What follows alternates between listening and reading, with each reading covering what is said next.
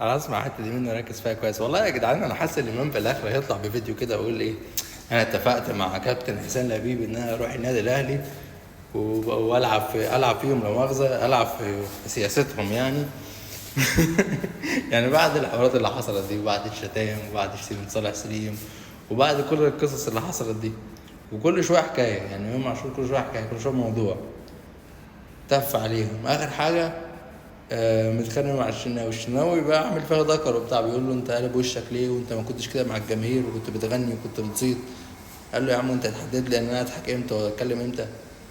وراح مش عارف قال له اشتكي لمحمد رمضان، راح قال له انت ومحمد رمضان. الواد امام ابننا يا جدعان، ابننا المخلص، ابننا الوفي، لا يطلع كده فاهم في فيديو يقول لك فلقد تم التعامل مع القوات او مع العدو الصهيوني بنجاح، فاهم؟ والله عيل جبار، حط عليه وحط جزمته